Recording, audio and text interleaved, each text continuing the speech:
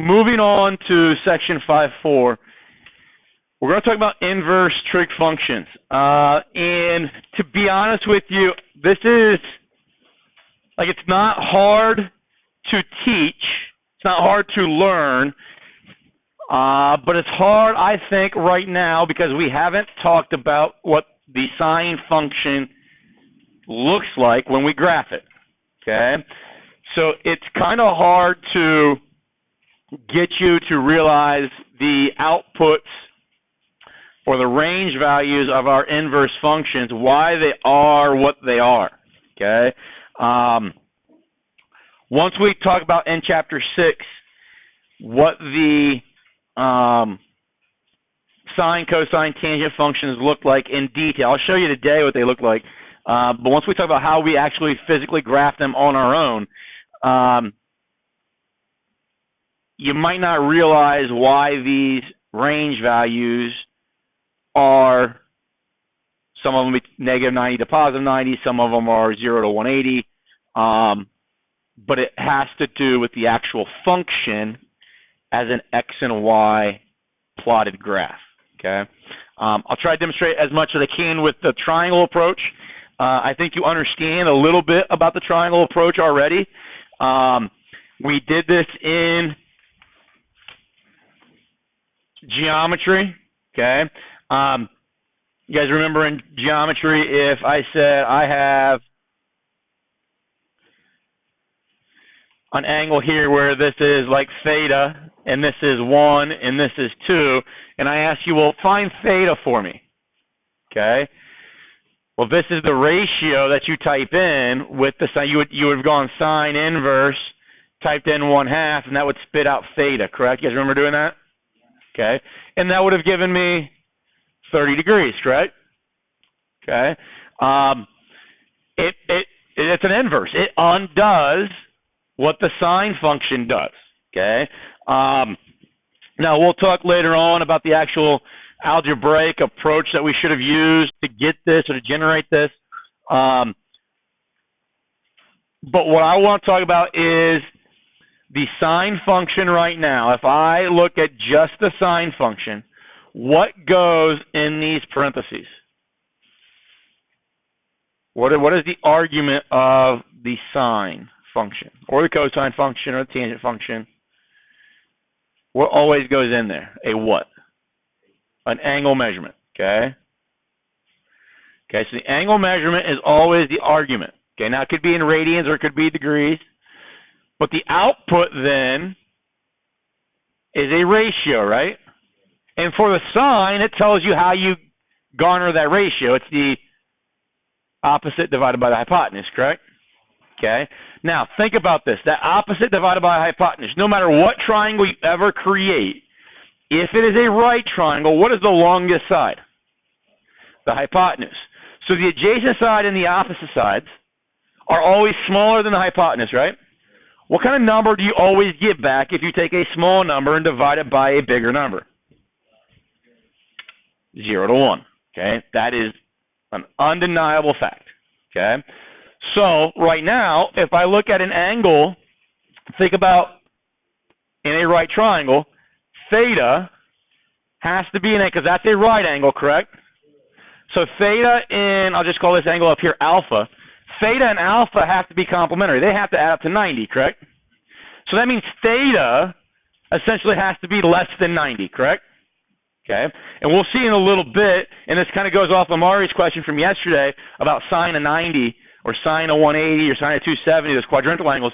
Even though we say in a right triangle that theta cannot be 90, okay, because it blows up the right triangle and it no longer exists, we will have the ability to say theta can be 90. And we'll talk about that again when we get into chapter 6. But theta can only be between essentially 0 and 90 degrees. So your input here, your input is between 0 and 90. Okay, let me write it this way. That's kind of a dumb way to write it. Let's go 0 input to 90. And my output then, so if I'm going 0 to 90, 0 to 90 means that it's got to be in the first quadrant, correct? Then my opposite and my hypotenuse both have to be positive, correct? So then my output then, right now, would be between 0, let's write output, and 1. Okay? Does that make sense? However, and now my sign could be, my triangle could be in the second quadrant. Okay? But that's going to be an issue here in a little bit. Okay? So I don't want to put this in the second quadrant. I'm going to say that what if my angle theta were in the third quadrant? What if that was theta? What kind of value would this opposite be? Negative. My hypotenuse would still be positive, right? Okay. So now, if I'm going in this quadrant, okay, we could say that our input was between, some people will say like 270 to 360. Does that make sense? But it's easier to say between 0 and negative 90. Does that make sense? And the reason I can say that is because now I can do this. So that angle right there for the sine between negative 90 and positive 90 is going to be my input. Okay? So are you okay with that? And think about that. If I ask, like, what's the sine of 210, do we really have to put 210 in? Or can I say the sine of 30 instead? Does that make sense? Okay. And I can actually say sine of negative 30 might even be more aligned with the sine of 210. So that there's a link there. And I think some of this stuff, guys, might not make a whole lot of sense initially the first time we see it until we collectively look at the whole branch of trigonometry. And once we get, 2/3, 3/4 of the way through trigonometry, more of this stuff is just, aha, that makes sense now. I get that now. I realize why that's the case.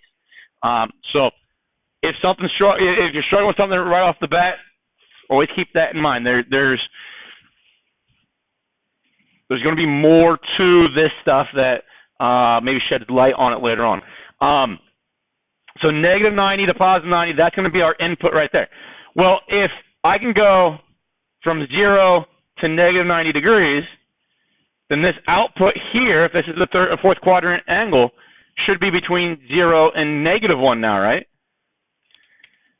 So now my output here, instead of 0 to 1, let's say it's negative 1 to 1. Okay? So what I'm dealing with here in this sine function, if I have an input of negative 90 to 90, the output is always going to be between negative 1 and 1. Okay? And these should actually, if we're getting technical, should be less than or equal to. Okay? What does that mean then for the sine inverse? Well, the sine inverse, okay, we write it that way. That's a superscript of a negative 1. That is not an exponent. Okay? What is going to go right here? The ratio. And that's going to be because of the way that domains and ranges interchange for inverses. That's going to be a number between negative, you could call it x right now, negative 1 to positive 1. Does that make sense? And my output is going to be what kind of number? Or what's it going to represent? If this was a ratio, the output then must be a angle. And because of what we said here, the output, this was the domain of the sine, so it becomes the range of the sine inverse. Okay? And you can see that down there in that second blue box where it says function sine inverse, says the domain is negative 1 to 1 inclusive, and then it says the range, those blobs there, I don't know why when I cut and paste this over that it changed, like it's a picture, but it changed those pi symbols for whatever reason. But those are pi symbols that are all blobbed out there. It says negative pi over 2 to pi over 2 inclusive there as well, meaning I can be at 90 degrees or negative 90 degrees. All right. So I think it's important to look at this not only with this triangle kind of imagery, but let's take an investigation here of the sine function, okay, and the sine inverse function. Now, just for the convenience sake right now, I'm going to introduce what I didn't introduce this until the end of the period, last period. I don't like clicking on functions and then going and finding it. It's just time consuming to find the trig ratio, the inverse that I want, okay? Because I can't go sine and then superscript like -1 with my commands on my keyboard. So Desmos is actually built using an older language for trigonometry. Sine inverse with the superscript of a -1 is more of a new terminology or notation. Okay, it's not. I'm not saying new. I'm not saying the last 4 or 5 years. I'm saying the last several decades. Okay, maybe even centuries. Arc sine, arc cosine, and arc tangent are equivalent statements. Okay, so sine inverse right here. Where my marker go? Sine inverse and arc sine, they equate to one another. We can almost say that they're synonyms. Does that make sense? Okay. A lot of your higher level math courses will not use this notation. They'll use arc sine. I've seen a lot of calculus textbooks use arc sine instead of sine inverse. I'm going to jump back and forth. I think it's beneficial for you guys to see them in both notations and to use them in both notations. The reason I talk about that is because I can just type in Desmos. I can just type in arc sine, and it will evaluate for me. Does that make sense? So I'm going to think about arc sine. I'm going to create a slider here.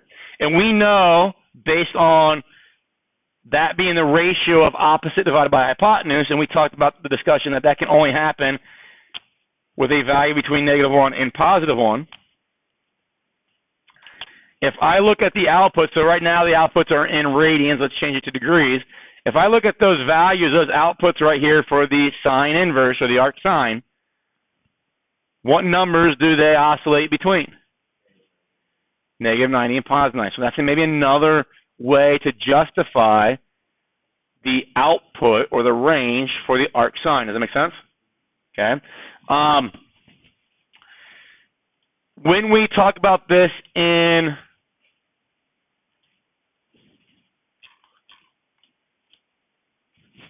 Chapter 6, I will teach you how we graph this function right there. Okay, that is the sine function. Okay, and because the sine is a function and because the arc sine is a function, it makes sense to talk about these two together in light of how we deal with functions. We graph functions, right? Okay, they are functions because they pass the vertical line test. We agree with that?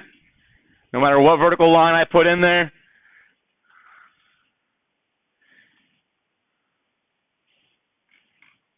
I don't know why it didn't ask me to create a slider for B. See? No.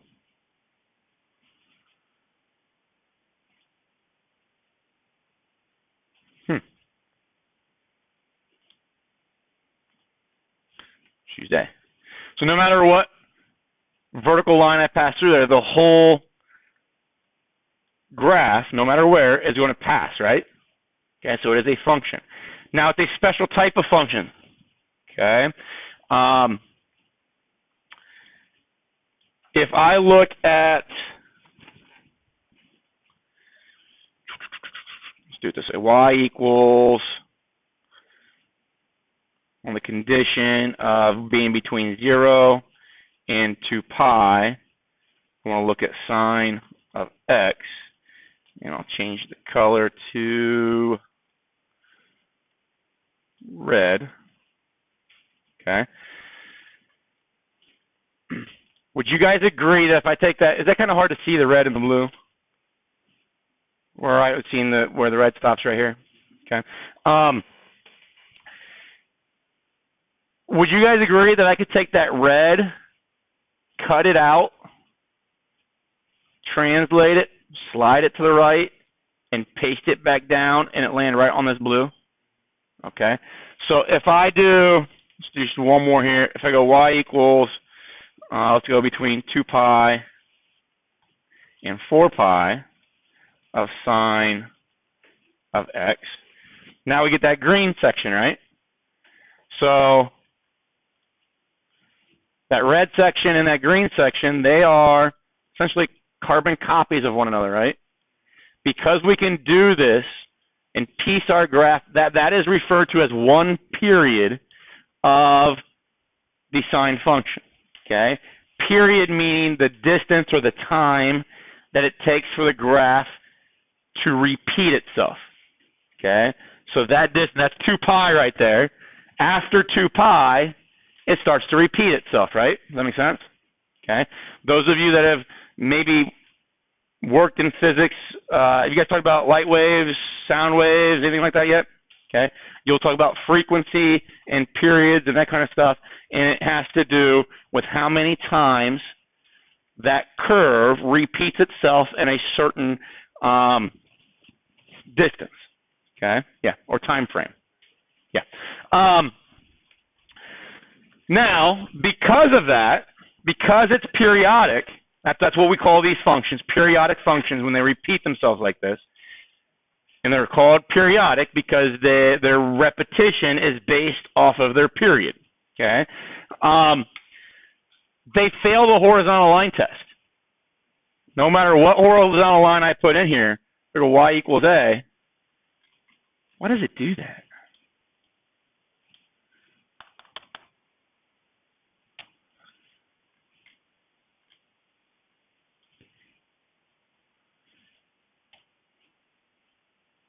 There we go.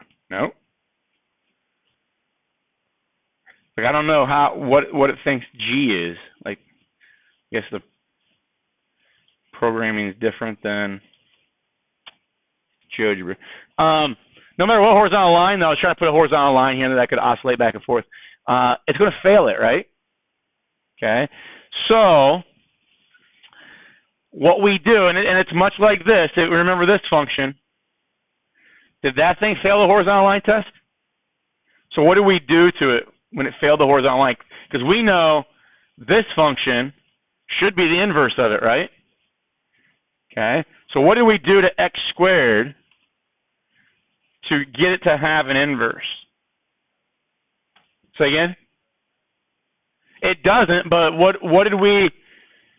It doesn't have an inverse because if I take x squared and graph it or reflect it across the line y equals x, it turns into that curve right there. And that black curve fails the vertical line test, right?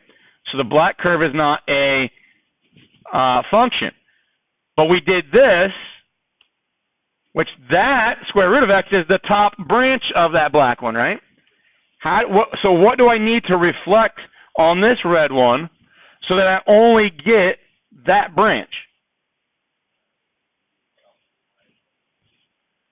I chopped it off and I said I'm only going to look at y equals x squared when x was greater than or equal to 0.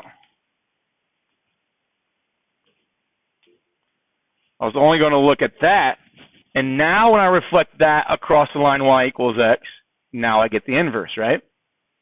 Okay. And the idea of that is I can't take square roots of negative numbers. Why can't I take square roots of negative numbers? Because they don't exist over here now. Okay. So when we look at the sine function, it is periodic, fails the horizontal line test, and then by definition does not have an inverse. But that's contradictory to what we're talking about right here, correct? We obviously do have inverses. So we approach this the same way then. What we do is we take the sine function and we say we want to look at this thing near 0, because this section that we're going to look at repeats all over the place. We want the smallest section near 0, 0, that this is only doing one thing. And if we think about functions that have inverses, they are only doing one behavior, increasing or decreasing.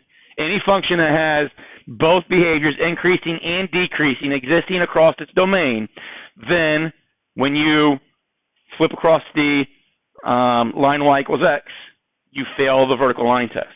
Okay? So what we're trying to look for here is a section of this graph in which the graph is only increasing or only decreasing, and we want to stay around 0, 0. So the way we do that is we look at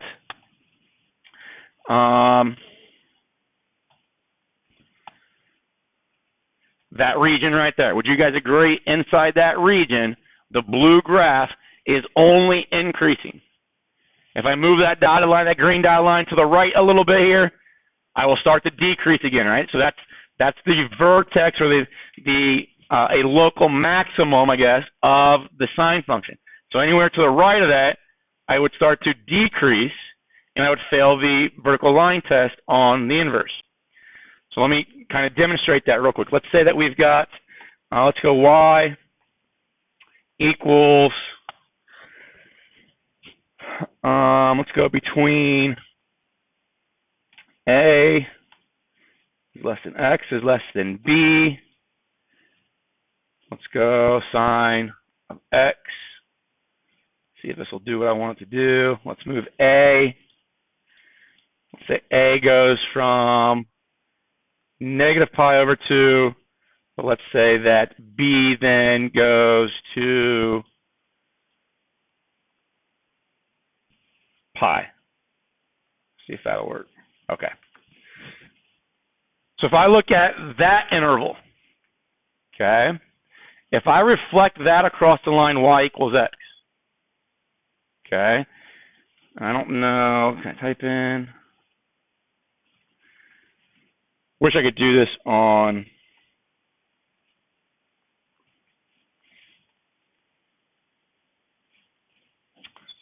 I wish I started this on GeoGebra, it would have been easier. But can you guys imagine that if I reflected this across the line y equals x, that this portion right here will fail the vertical line test? So we need to back this b value off a little bit. We back it off to pi over 2.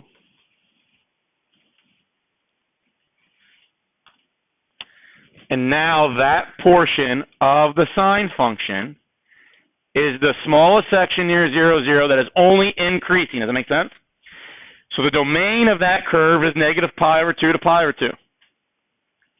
The output, okay, is between negative 1 to 1. If I look at y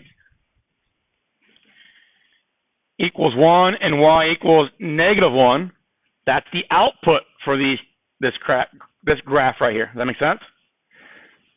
Okay, so if I take the inverse of that then,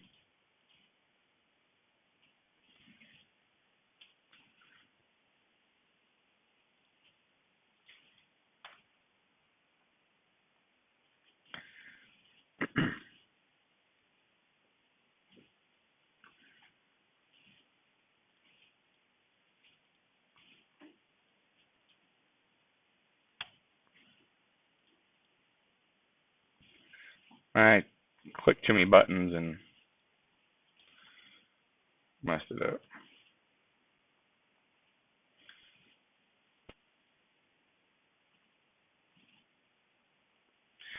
All right, so if I take the inverse of the sine function, that green now is the arc sine or the sine inverse function. Does that make sense?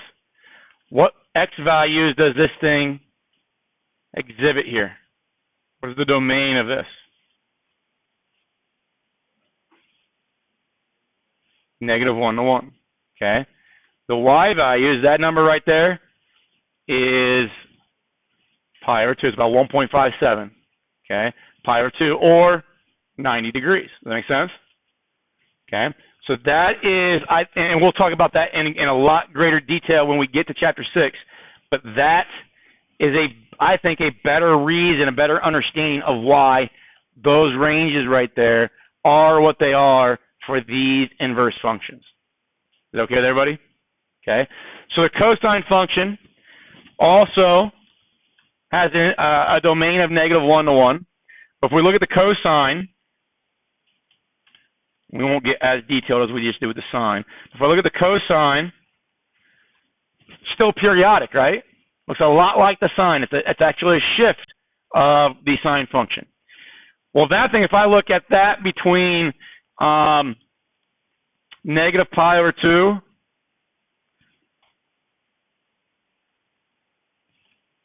and pi over 2, like we did for the sine function, is that thing going to pass the horizontal line test? No.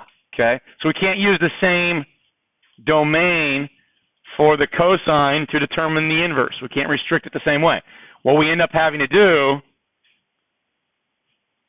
is that we restrict it to,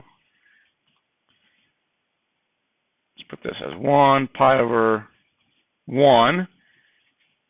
Sorry, that should actually be 0. 0. And this one is pi over 1, or just pi.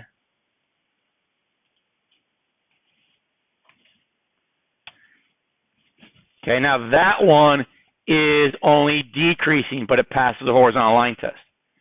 So the domain here is 0 to pi. 0 to pi. Those are the inputs for this function. The outputs are negative 1 to 1.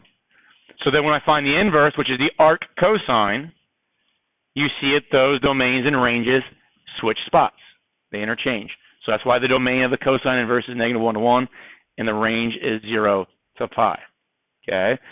The one thing that I think is problematic for people is that they might come across a question that says, can we come up with the sine of 210?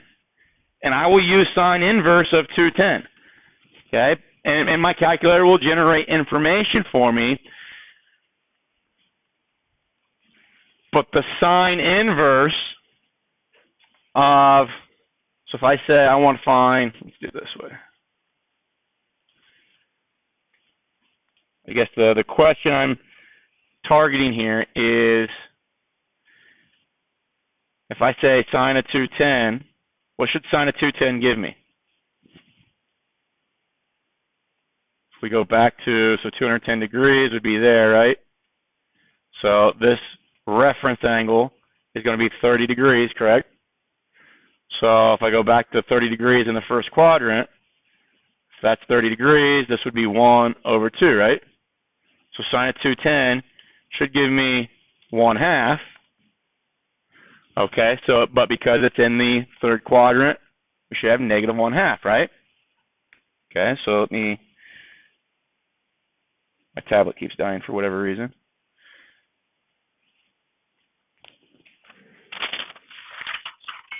Oh, that's because we're not plugged in.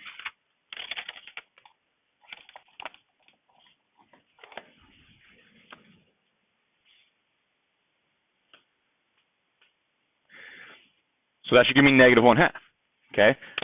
Type in on my calculator, sine 210 gives me negative 1/2, right? Okay.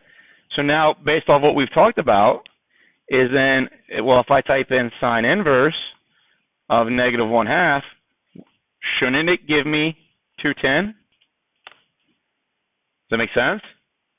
If this was the input and this was the output for the sine function, then this becomes the input for the inverse, and this should become the output. So let's see if that happens. Let's go second sine of negative 0.5. What do I get back? Negative 30. I don't get 210 back. And the reason I get negative 30 back is because, and I don't get the 210, is because that right there is a restriction on my range. I can't get 210 back. Does that make sense? Okay. 210 is bigger than positive 90 degrees. Okay. But it does give me negative 30, which can help me. So negative 30 would be that right there, correct? Okay. Well,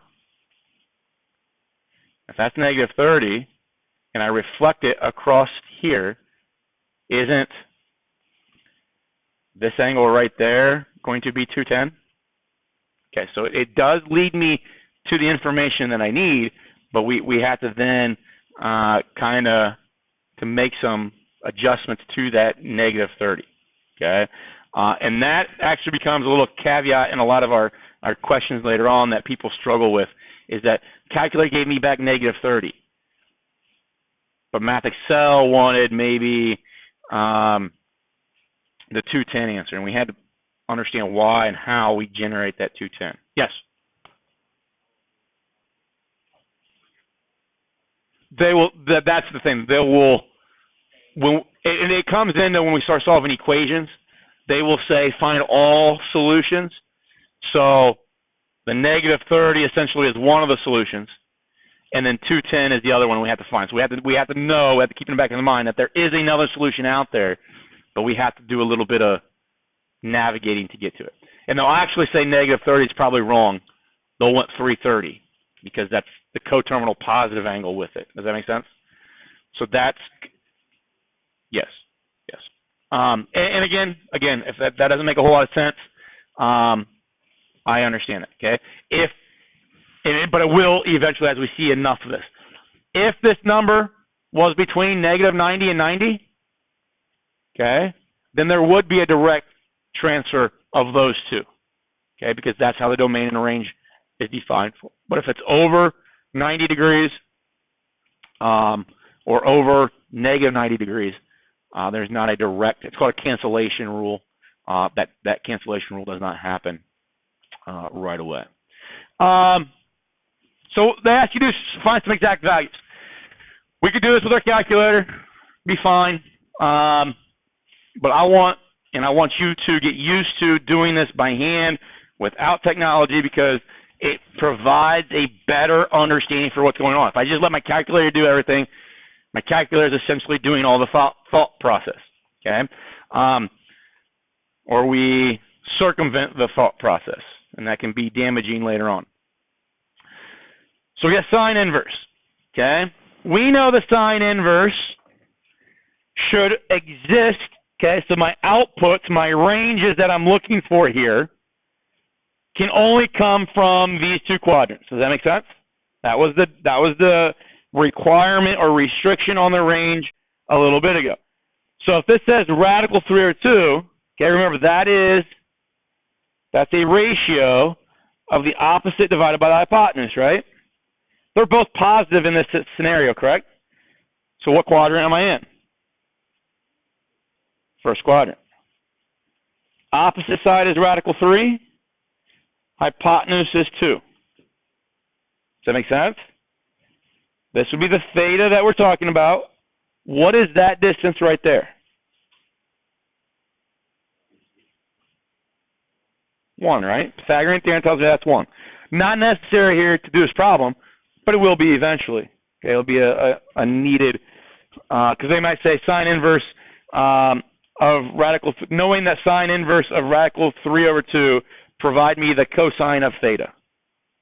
Okay, so we'll need to know how to find that 1 eventually.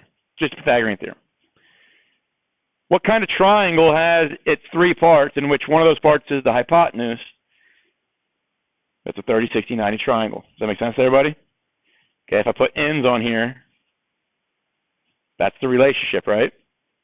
So what angle is across from, that's the middle length. 1 is smaller than radical 3 is smaller than 2. One angle is across from radical 3 in 30, 60, 90. 60 degrees. So sine inverse of radical 3 over 2 is 60 degrees. Is that okay? Now if they said sine inverse of maybe negative radical 3 over 2, now what quadrant you got to be in? Got to be in the fourth. Sine inverse only works in those two. So now I'd be looking at that being theta. This would be negative radical 3. This would be 2. So now what would that angle be? Okay, so, but now my calculator is not going to give me 300. My calculator is going to give me negative 60, and that's how we wanted to define it initially. Okay, but what Jim said is a good thing to talk about here,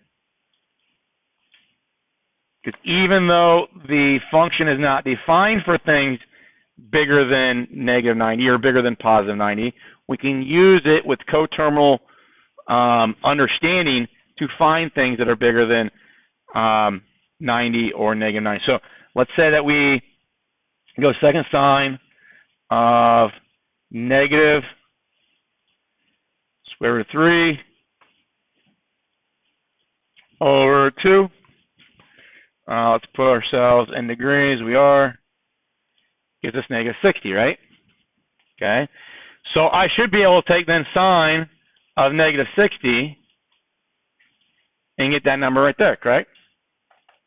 Is that then? So what Jim said, so sine of negative 60 should be the same thing as 300.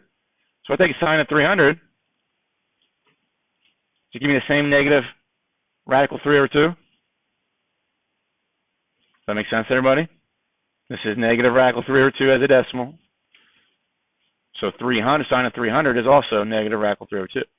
Even though I can't type sine of this number in and get the 300 back. Does that make sense? The sine, because it's a function, so I can only type that number in and get the one output back. Does that make sense? Okay?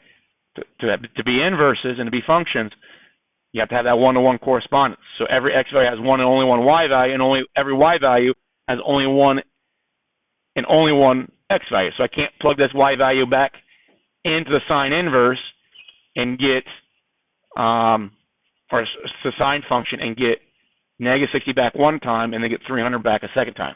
It's always going to give me negative 60 back. Does that make sense? It's all about the definition and our understanding of what functions are.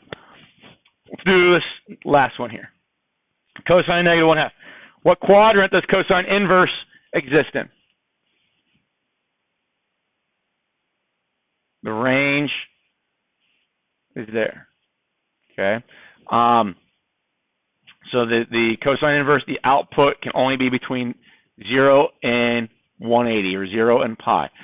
So if it's negative, though, it's a negative adjacent side divided by a positive hypotenuse. What quadrant should my theta be sitting in here? Okay, so I'm looking over here.